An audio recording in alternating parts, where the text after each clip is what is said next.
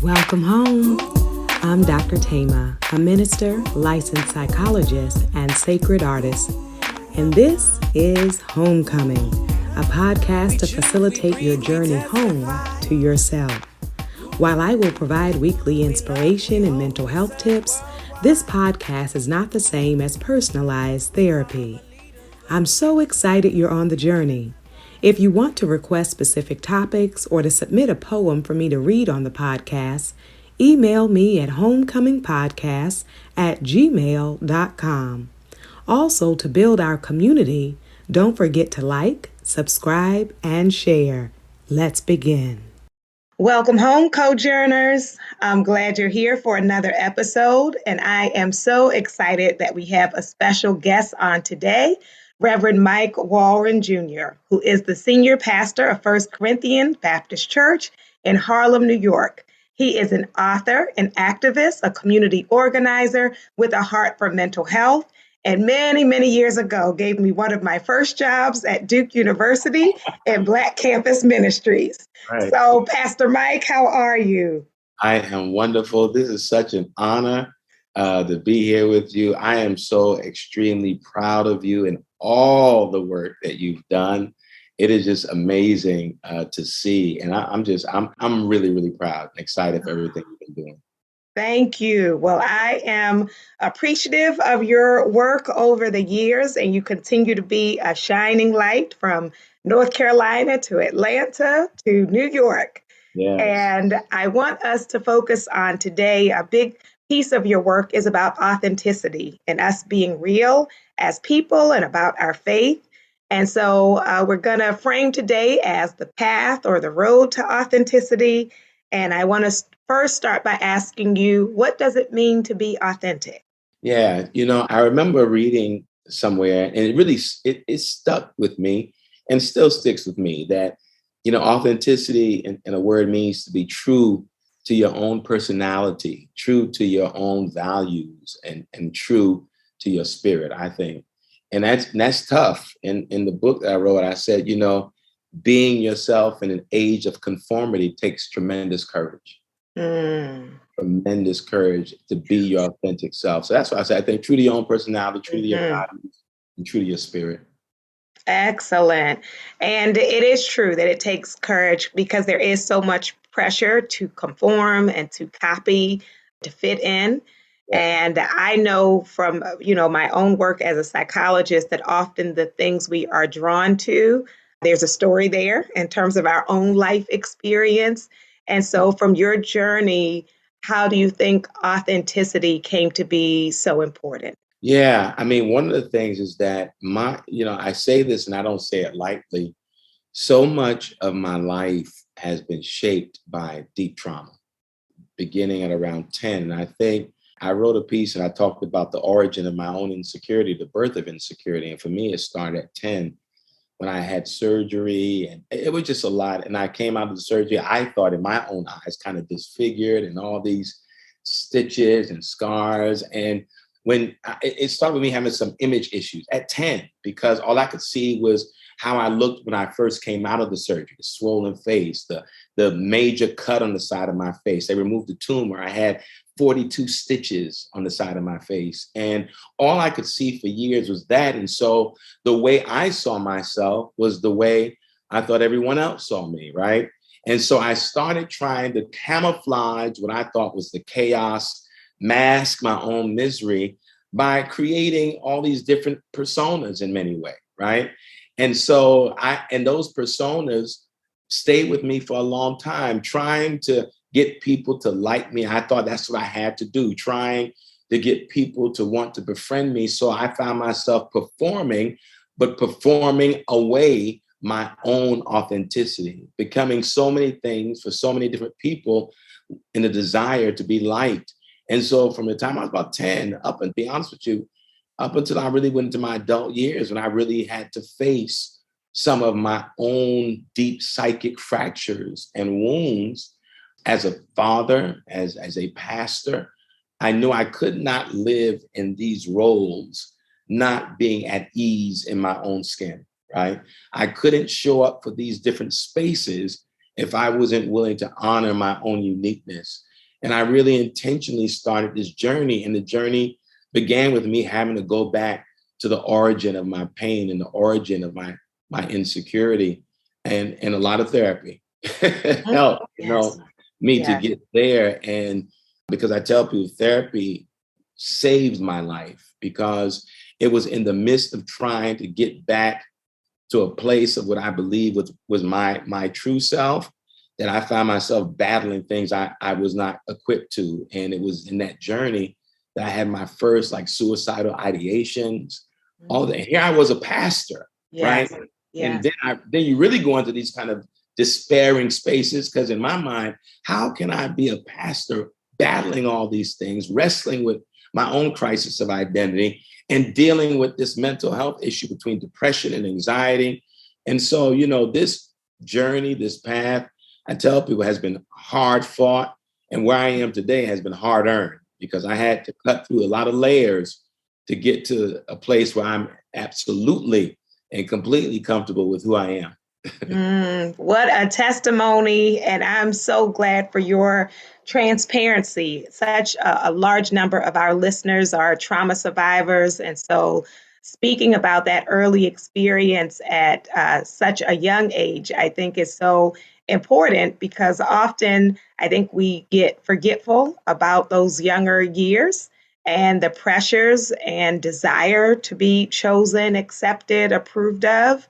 And also, along with overlooking the mental health of children, I think we definitely overlook the mental health needs of pastors and other leaders, because there can be this assumption of perfection and that pressure, right? And so, Yeah, thank you for being a truth teller and being willing to get help, because I know by you being willing to get help and get support, that gives permission to your congregants and members to be able to say, well, if pastor could do it, I can do it too. absolutely. I'll say this in the book, I put a portion when I talked about the birth of my insecurities, and I traced everything back to that room, that hospital room I was in, because this is 1981. I was in a hospital for 3 weeks. And in those Mm. days, your parents couldn't stay. And Oh, so you're every by yourself. 20 nights at 10 by yourself in the hospital, being poked and prodded all night. It was very traumatizing. And what I said is that it took me over 25 years to get out of that room. I said, I Mm. graduated from high school in that room. I graduated from college in that room. I became a father in that room. I got married in that room. I became a pastor. I never left that room. Mm. That's how attached I was to that trauma. So Yes. no, it is real. It is extreme. Uh-huh. And being in that room, would you say was like isolation or distrust or disconnection? What did it mean to continue to be in the room? It means that I never transcended that traumatizing narrative. Mm. And I developed from a child to adolescence to adult with the weight of that trauma, the weight of that terror, the weight of that fear, and everything that came alive in me. I look at pictures of myself before that Mm. time, after, I look completely different. Hmm. My smiles were forced. I looked like a very unhappy child. Before that, my mother would say the Mm. happiest child you could imagine. But that Uh, experience, that child got buried. And so mhm. part of my journey of authenticity meant me going back and reclaiming that 10-year-old and Mm. reclaiming that young boy and that joy that Yeah. I had that died in November I thought in November of Mhm. 81. Mhm. So, along with medical trauma, from your work with people, what do you see as some of the other issues that lead people to be inauthentic? Yeah, I think one of the things is, you've already alluded to it, this fear of being disliked, Mhm. right? Because I had to learn that the price of freedom may be the courage to be disliked, right? Mm. That's the price. So a fear of being disliked, a desire to be affirmed and validated, right? And also an unwillingness to see to bask in the glory of one's own uniqueness, right? Because you said it before, so much of what we do is a thirst for validation. In fact, that's what I'm critiquing in the book, what I call a culture in which we're addicted to affirmation and validation. And a lot of it is because we're being bombarded daily with images that say that we are not enough, right? Whether it's social media, television, everything says you need more, you need more. And so if you take that to heart, and then if you're a person who then has these rabid insecurities on top of that, then you drift further and further away from what is the genuine about you in an effort to be liked. I say that, think about all the things we go through, not to be loved in this age, but to be liked, right? We contort ourselves physically, spiritually, emotionally, psychologically in order to be liked and not necessarily loved. So I think that need for validation, that thirst for affirmation, and then the inability to be at ease in your own uniqueness drives us in many ways away from our authentic self. Wow. And you think about that multiplied when we consider social media. That's it. Right? Literally people doing things that are not them for the likes. Well, the likes, the danger, I call it the danger of looking for likes. The things we will do at any cost for that. And the thing is that we're looking for validation from strangers. Yes. We're looking to be approved by unproven people. Right. Yeah. So it is amazing. But you got it. The social media age has us like that. We are so. Here's the thing. I said this past Saturday at Morehouse, that we think somehow that something is wrong with our lives because we're fixated on the Insta lives of other people. That somehow we think that we're wrong, that we're off, and we feel depressed because we feel like we're not living our best life, and we're comparing the fullness of our life to someone else's snapshots and thinking that something is wrong with us. No, nothing is wrong with us, right? We all you have to do is continue to live this. This life is filled with inconsistencies, ups and downs, but it doesn't mean we are defined by the things we view as negative about ourselves, right? Yes. So yeah, I think social media is a great contributing factor to not only the insecurity, but also giving birth to the deep narcissism in our culture. So when you mention that courage to be unliked or disliked, to be unacceptable, that for many people, that's a heavy price to pay. But then what do we gain? Like, what is the benefit of being authentic, given that then some people will reject you? Oh, one word: freedom. Yes. Freedom. I mean, freedom is to live within a world where you are seeking to be true, as I said at the beginning, to your own personality, your own values, and your own spirit. It may mean seeming awkward to others. It may mean that you seem a little strange, but the awkwardness and the strangeness is not because you're awkward or strange. It's because there are others maybe who do not have the courage to be themselves. And then want you to capitulate to an idea or expectations of what they may desire for you or what they're afraid to do for themselves. But when you live in the fullness of who you are, the freedom you gain, you walk different, you talk different, because you don't find yourself on a daily quest to be approved because you approve of yourself. And as a pastor, I tell people there's two things that are critical. If you know that God sees you and you see you, there's nothing else that's needed at that point. To be seen by God and seen by yourself, because so many of us miss ourselves trying to be something else. And that freedom is the great, because it is also the cost, right? The cost is freedom and the gain is freedom, right? So, So for those who are listening, who I know, as soon as you say it's freedom, they say, I want some of that, right? Sign me up for that. Right, yeah. So what are some steps people can take to live a more authentic life? Well, even in my writing, I don't necessarily give steps, and I'll tell you why. Because in my experience, if I say, well, there's 3 steps to freedom, and you do the 3 steps and you still don't feel free, right? What happens is you don't look at the steps, you start looking at you and thinking that there's something flawed with you because it didn't work. Right? So what I like to do, whether it's in the preaching or teaching and even in the book, I want to raise an awareness that people may not be aware of. And I use the language of unfree. You may not even be aware that you're among the ranks of the unfree, right? Because this living a life of validation has become so normalized in your own being that you're not always aware that you're unfree. And I say, how is it that the unfree don't know that they're unfree? Because sometimes the captivity can be alluring and beautiful. And the captivity can also be connected to your own desires and attachments, right? And those attachments, many Buddhists would say those attachments are the heart of your suffering. Simone Weil said one time, she said, attachment is the great fabricator of illusions. And reality can be attained only by someone who is detached. So if attachment is the great fabricator of illusions and you're attached to the need to be validated, you're creating an illusionary world in some ways that you are not even you may be the main character, but you're not writing the script. Right. You know what right. I mean? Yes. Yes. And so it is being unfree and then the not knowing. So even recognizing it is progress, is a breakthrough to be able to realize. Yeah. If you do want to use that language, to be aware that you're unfree. Right? And then once you're aware that you're unfree, to actually see the world that was created by you in that state of captivity and enslavement. Because the work of enslavement is to suffocate possibility, right? It is to strangle your identity.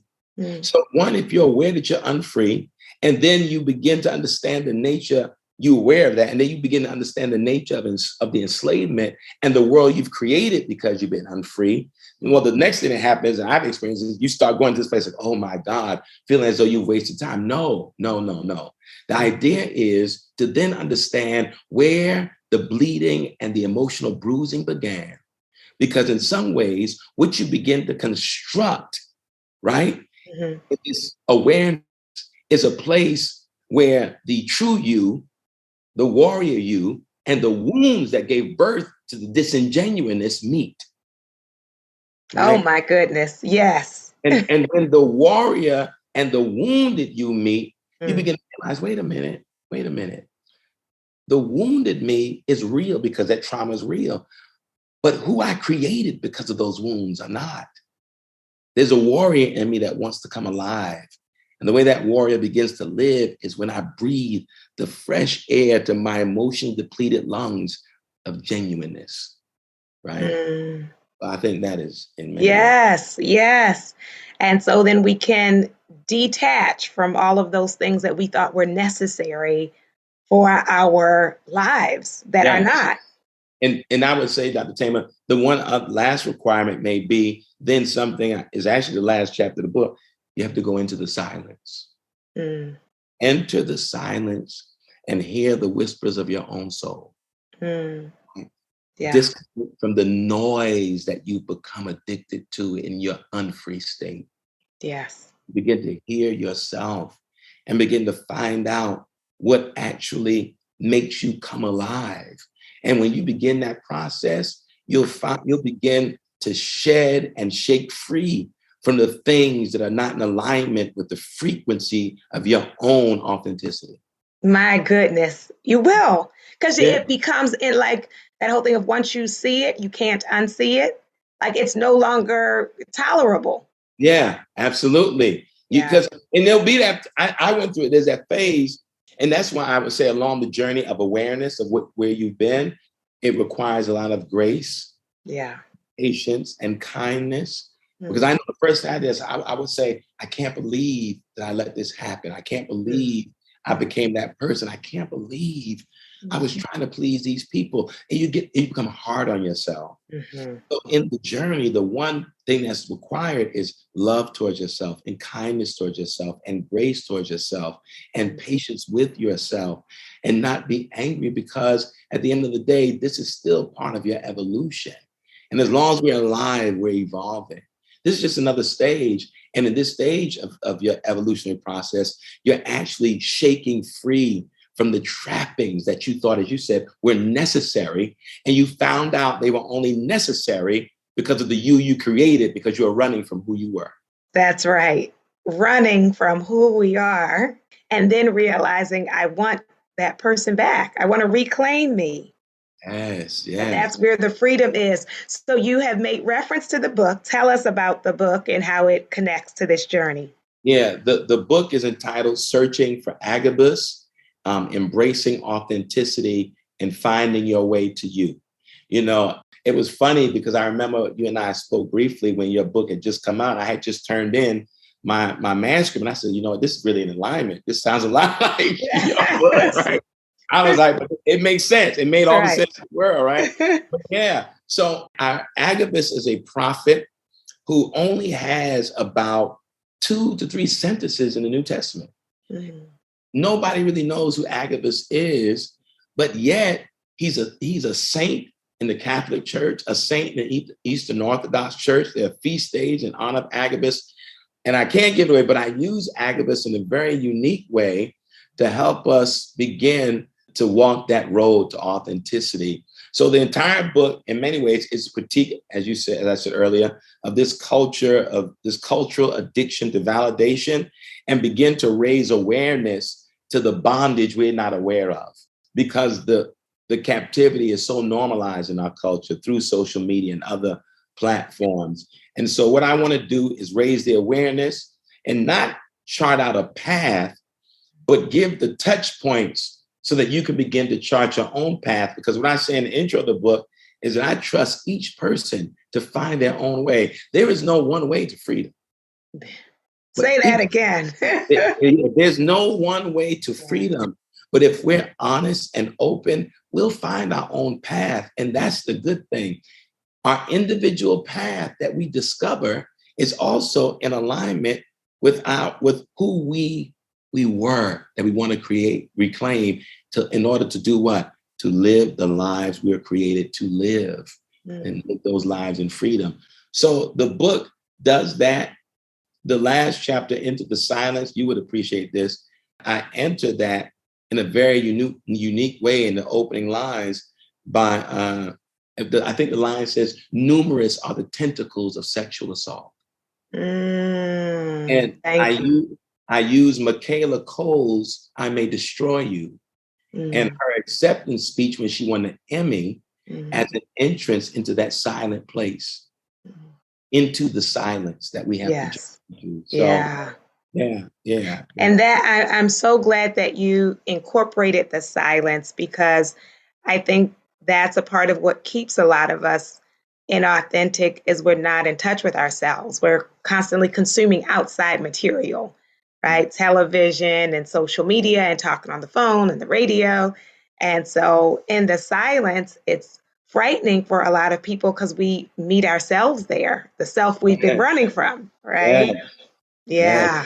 Yeah, because one of the things she said that just struck me, I remember I was on vacation, I watched her and I was like, oh, I remember I went and wrote that whole last chapter before I wrote even the introduction. I knew that's where I wanted to land. Yes. And she said in our culture, visibility has become synonymous with success. That's why we do so much to be seen, to be known, to be heard, because we think it means success. But there's beauty in anonymity. And we miss that beauty sometimes because we want to be seen and we want to live life out loud. But the reality is, I learned this as a pastor. I spent so many years as a young pastor wanting to be impressive, missing the opportunity to be impactful. Right? And that desire to be impressive is connected with my own insecurities. Right? And the more you live this life, you realize that life is about impact and impact on other human beings. And having deep, lasting impact doesn't mean you'll be a celebrity. Right? But you can live this life and lead this life knowing that you were free. Right? And one thing I said in the book is that I learned this, Dr. Thema, as a pastor, 27 years now, in conversations with those who are dying. Because when you sit and have conversations with those who are fighting for their last breath, I've never heard one person in all these years say, I wish I had a bigger house. Mm-hmm. I wish I had more cars. And they surely didn't say, I wish I had more followers on social media. Right. Right? They Yeah. said, like, I wish I had more time and more Mm-hmm. time to laugh and more time to love and more time to see trees and see the ocean. And I said something that has stayed with me even before I put in the book. I said, what is important for the dying ought to be priorities for the living. Mm. To live our lives that Yes. way. Live it that way for the real things, the Yeah, real things. real thing. So I know that people will want to get the book and also want to follow you and stay connected with your ministry. So tell them how they can do that. Well, I would say the easiest way to get the book is Amazon, where everybody gets their books. I think if they want, you can go also to the church's website is fcbcnyc.org, because they can also purchase the book there. fcbcnyc.org, searching for Agabus on Amazon. And then they can see me on social media, on Twitter and Instagram primarily, at Mike Walron, MikeWalrond. And I had to learn to even, get on social media during the pandemic because it wasn't really my thing. It was one of those places I was hesitant to, but it is an amazing space to connect and also to really express those ideas Mm-hmm. and to share. And I had to learn that over the past 5 years or so. So, yeah. Yes, no, I love that you put up the clips and do the lives as well. So bringing Yeah. ministry to where people are. Yeah, that's it. That's it. And I've learned that, and I'm so grateful for the opportunity, but always doing my own personal check-ins, right? So Mm-hmm. that I don't get lost in that space. The media team and the church, oh, Pastor, you need to do it. They'll every day, tons of things that need to be done. I'm like, yeah, well, I'm like, well, pray for me. Right. It's funny. It's like the book. It was the most interesting meeting I had with the team at Broadleaf when they said to me, Pastor, we would love for you. I know you know a lot of people. You can get some people to do blurbs on the back of the Bible. I said, wait a minute. That counters the book. If I'm saying we don't need to be Right. Getting my list of validated, validation. right? They were like, that do you think? So then I said, y'all clearly didn't read this book. I said, I need to read this book. I said, yeah. So we had a great laugh there. Oh, that's good. That's not following the formula, right? Right, right, Living the freedom. right. So I don't know if you have the book in front of you or if you have Yeah. a quote. Great. Can you share a quote or just read us a passage for closing? Yes, I will. Okay, I'll read a few lines. Mm-hmm. It says this, there's a lot before it, but it says this, and I don't want to do it too long. Well, maybe a minute worth? Yep. Yeah, okay, let me read because this is good. Here's what I just shared with you. In spite of the inability of the unfree to fully see the nature of their captivity, I believe that somewhere deep within, in places untouched and untainted by their captivity, the unfree long to be free. Somewhere deep within, there are unspoken desires for an unbound life. In fact, we all harbor deep longings for freedom, to be our authentic selves. We long to sing the song of freedom. There are lyrics that languish within the unfathomable corridors of the imagination, lyrics that our souls long to release. Deep within all of us, there is music shaped by the rhythms of our lives. And that music and those lyrics often remain hidden, unknown, and untouched. Some call it soul music. It is the music and songs of freedom, the freedom to be your authentic self. It is the music whose harmonies make us whole. That music can only be played, and the songs can only be sung if you are willing to accept yourself, embrace yourself, love yourself. You must be willing to bask in the glow, glory, and grandeur of your authenticity. You must be at ease in the magnitude of your uniqueness. Freedom feels like and looks like you. Imagine the you who no longer needs to pretend to be what you are not. Imagine the you who refuses to suffer from a crisis of identity because others tell you who and what you should be. That you is the free you, the liberated you, the rebellious you, the authentic you. Oh, Oh, come on now. Yes. The poetry, the philosophy, the preaching, the therapy, all of it. We say yes, It's yes, yes. there. Oh, thank you for that. And Yeah. it is a call and an invitation for us to get free and to reclaim our authentic selves. And so I want to thank you so much for being with us on today. Yes, thank you for having me. And for our listeners, I invite your soul to tell your heart, mind, body, and spirit, welcome home.